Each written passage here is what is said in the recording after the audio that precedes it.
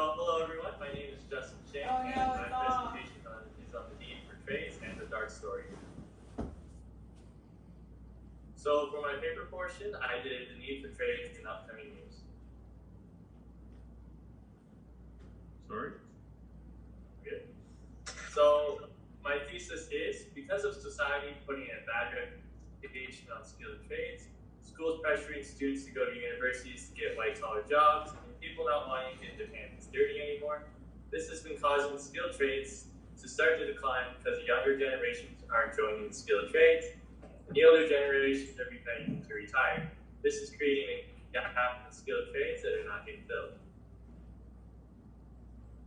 So my main points for this paper were, why are less and less young people going into the trades? And I had 3 points for this point. I had, are the trades too hard to get into? Are young people too lazy to get into them? And do they not know the different trades? For the conclusion for these points, I was able to find that the trades aren't as difficult to get into as white-collar jobs, but this doesn't mean it's for uneducated people. We will look into this further into our next point. Nowadays, it does seem like generations are getting lazier and lazier, and people aren't wanting to work hard for long hours anymore, and most students don't even know all the different types of trades there are, and most think is just construction related. My second point is society pressuring young people away from the trades. So I had 3 points for this one as well. Are trades for people who are bad at school? You only make money going to university and getting a degree, and getting degrees guarantee you money and a job.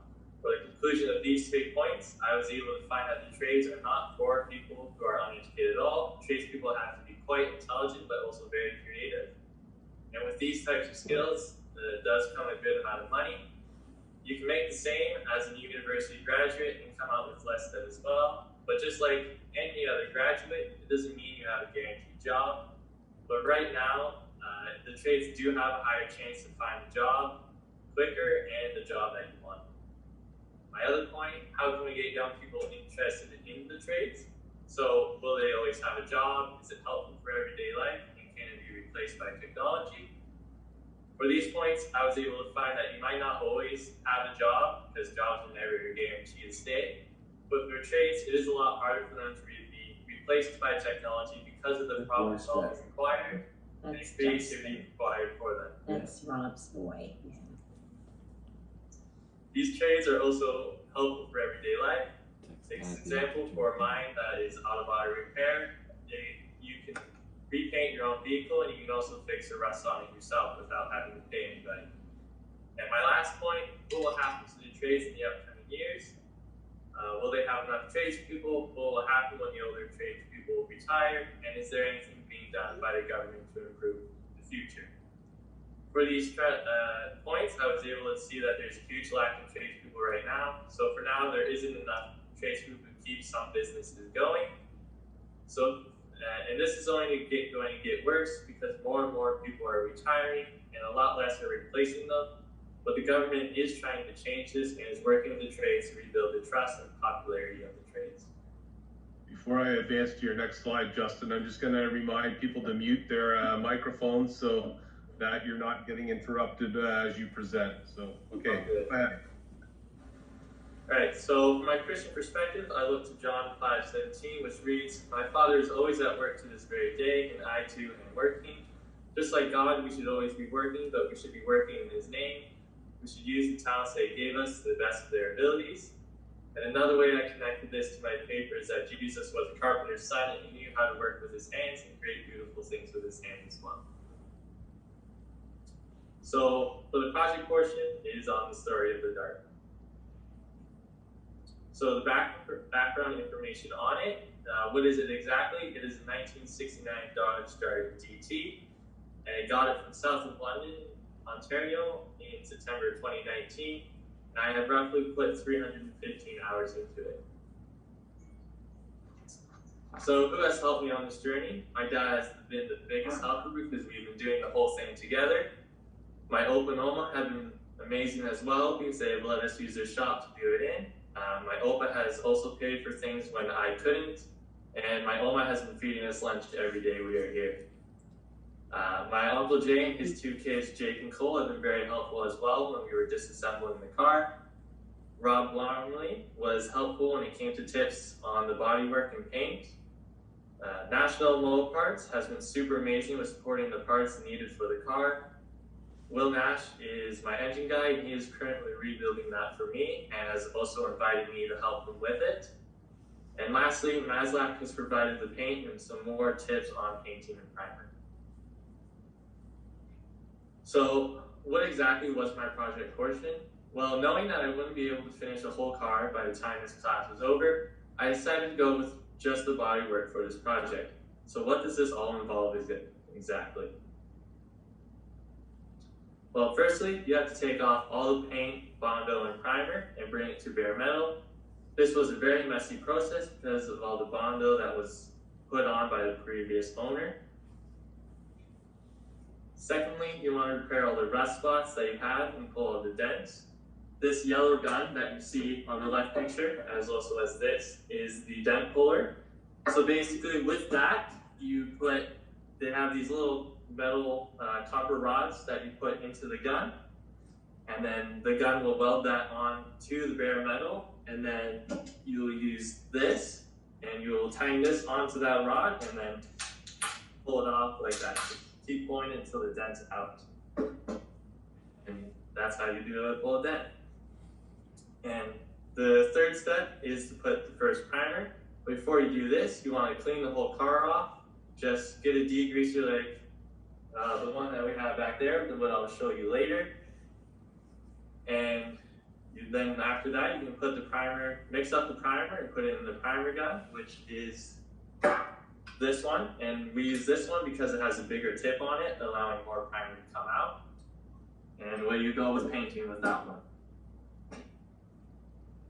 So my fourth step is to put Bondo on and start sanding. As you can see in the left photo, the rear quarter panel has a good 1/4 inch of Bondo on it. This is what you don't want to do. And for us, we did just little bits just so we could get it looking smooth. Now, I didn't want to put the Bondo on because it was very frustrating, so I let my dad do it, and he wouldn't stop complaining on how fast it was drying, how much it sucked the entire time. And once the Bondo was dry, we started sanding it and making it look good. The fifth step was to put on the second primer. Now again, before doing this primer, you have to clean it again using the degreaser. And once this is done, you can mix it up and spray it on. Now this is difficult because the 2 primers were the exact same color, and it was hard to tell where I had sprayed and where I hadn't. The sixth step, which is the last, is the paint. Now before this happens, you have to sand down the second primer with 400 grit sandpaper to make it perfectly smooth. And once you have done this, you have to clean it once again with the degreaser. And once clean, you can mix up the paint and put it in the paint gun, which is this one because it has a smaller tip in it. And for us, this was our first time doing this, and we had a lot of difficulty with this because we couldn't get the paint out right, and it was coming out in chunks. And we were struggling with this for a long time, but then my dad put some more thinner in it, and it started working like a gem. So this is what the finished project looks like. So some challenges we face, having perseverance to keep going is very difficult on these types of projects because it seems like it never ends. You'll fix one thing one day and think you're getting somewhere, only to uncover another spot to fix and then another one, and this is just a continuous cycle. And having patience to wait for things to dry and cool down was very painful because it seems to take ages, and if you didn't wait, you're going to mess it up pretty bad and just create more problems for yourself. And another constant issue was having things not fit. Nothing ever seemed to fit perfectly, and this is something that you'll have with these kind of cars. So you'll have to do a lot of cutting and do it a lot of times. It is very time consuming, and you need a lot of time to make it feel like you're getting anywhere with it. Then money wasn't a huge challenge, but it was a challenge nonetheless, just because keeping up all the money spent between my dad, my Opa, and I is a lot to keep track of since I want to be the one to pay for everything, so I pay him back every time. And lastly, we came into this not knowing a lot, and the greatest resource we had for this was YouTube. So what are some victories? We've had a very large increase in patience, which is a really good life skill to have. We are able to get some paint on the car, which seemed like a big push in the beginning, but we made it happen. We have almost all the rust gone on the car, which is super awesome, because then we are able to sand down the car and paint the rest of it soon. And we somehow still have some money left over. I don't know how we managed to do that. And we have come out of this with learning a lot of things, which leads on to my next slide. So what have I learned overall? I've learned to manage my money, and this is something you can't really do, but you manage it, but you don't manage it super well because these car parts are super expensive, and every time you see one, you seem to need to have it, so money just goes flying out the door. And I've gotten better with my communication skills with others. Organization has been a super key for this because you need to know where all parts are and tools are at all times. And it's just a lot easier to work in an organized area. Problem solving skills have been used and increased a lot because there's a problem around every corner on this car. I've learned how to weld, which is super fun and super useful. I've learned how to deconstruct a car properly when rebuilding it. I learned the hard way to never sandblast a car yourself because it would be showering for weeks to get all the sand gone. I learned how to make the car straight so I'm not flying down the road sideways like a Mustang. And I've learned how to prime and pay the car. So how is this going to impact my future? This has prepared me for my future job because this is what I want to go into. I've been able to get into a co-op with Bromley Automotive because of it as well. I've had a great increase on how cars work and how to fix them. I've been able to create contacts for future projects. I know what to do for future projects now. And this project has also greatly helped me with choosing my career because I was going to go just into welding, but I wanted to work on cars as well. And this job offers both those things with a few extra bonuses as well. So my Christian perspective for this, I've been able to work on the talents that God has given me and use them to get closer with my dad, Oklahoma. And I've been able to see how blessed I am for the family that I have and all the support I've been given. Thanks for listening. If there are any questions, we're going to go just show you around the car a little bit. He just had. He had to do it.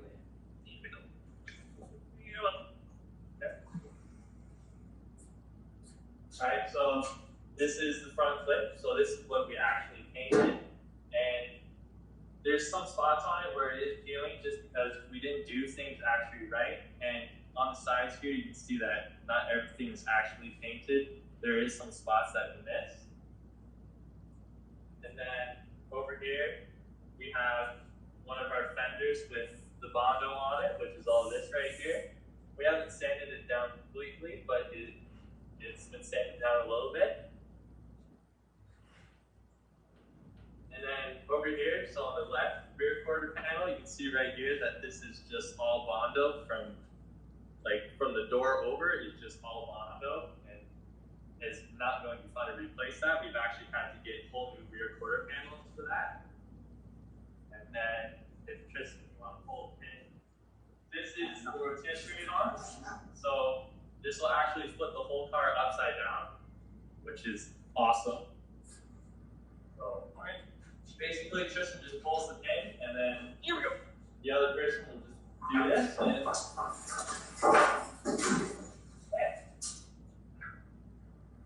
now the car is completely sideways, and this is how we've been able to work on the bottom side of the car. And yeah, it's super fun. So, any questions now? All right, so if you have any questions for Justin, please go ahead and type them into the chat. And so what was the most fun part of this experience so far, Justin, of rebuilding this car? Definitely taking it apart. Taking it apart is probably the fastest and easiest step to do it on, and you get to just rip a bunch of things off and everything, which is so much fun. Yeah. Cool. Oh, are you still there? Yeah, I'm here. Okay. So another question. Wow, lots of questions here. Looks great. When do you think it will be finished? That is something that I do not know. This is just one of those projects where you have to take on it day by day, and you never know when you're actually going to finish it, just because everything's unknown with it. So, Okay. yeah. So, one person at least, and there may be others, but one person was a little bit upset with the low blow on the Mustang thing. So the question is, why did you choose a Dodge Dart? Dodge Dart was probably one of my favorite ones, just because they're a smaller car, and even though my dad won't let me do it, but I've always wanted to put a bigger motor in it, so like a 440, just so I can totally kick his butt in a drag race, which would be awesome. So yeah. So, Jenny Witteveen is asking, after your parents and your Opa and Oma, she wants to be the next one to get a ride in the car, so. Will do. I have a lot of people asking that question. I'm sure there will be a few people in line for that one. There's a lot of people in line for that. Oh, Yeah. Do you have a cost for what you've invested in the car so far, Justin? So far, I would say it's about 15 to 16 grand into it, including buying it. Okay. So Does that include the engine rebuild that you've got going on? yeah, that includes the engine rebuild right now. Okay. Yeah. And the Blacks are asking, what size is the engine? So it's a 360. It's a V8. So it's a small block, and it's only a 2-barrel. Is what we're doing. Right. I think I know the answer to this question, but Mr. Vinzile is asking, will you ever buy an electric car? Funny story about that. My dad and I actually, this might actually piss off a few people, but we want to get another one, but Tesla sells their motors that you can put into these cars. So we want to get another one and put the Tesla motors into it, just to try that.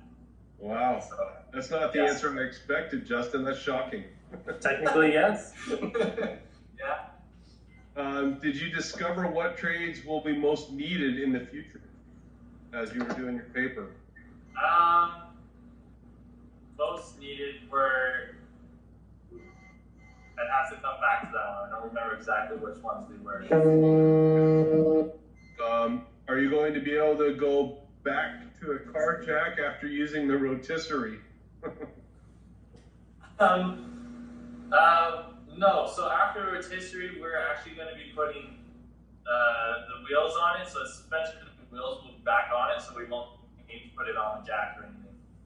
All right. So I'll be back on it. Okay. Well, I think probably Mrs. RD has some questions, and I hate to break it to you, but your sister just checked into the meeting now, just as you're about to finish. So, No, I'm the favorite. Mrs. RD, go ahead. Justin, you have done a wonderful job. Congratulations. I'm so impressed with what you've accomplished. But what's more important is how proud. The evidence is so amazing when we look at you and we listen to you speak, how excited you are about creating something with your hands. And the fact that you were able to work alongside your Opa and your dad is just such a wonderful experience for all three of you. And I just think that's such a beautiful thing. So congratulations. You've done a great job. And you've also touched on a very important topic in our culture right now is we need people in the trades. So Justin, you look like a teacher there standing in your garage. Can you see yourself going into any kind of profession where you're encouraging young people to enter the trades?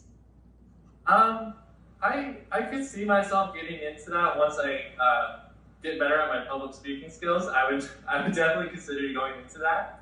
So yeah, I think I would do that at some point, definitely. Well, I think you have a natural stage presence, Justin. I think you're on your way there already. Congratulations, you've just done a wonderful job. Thank you.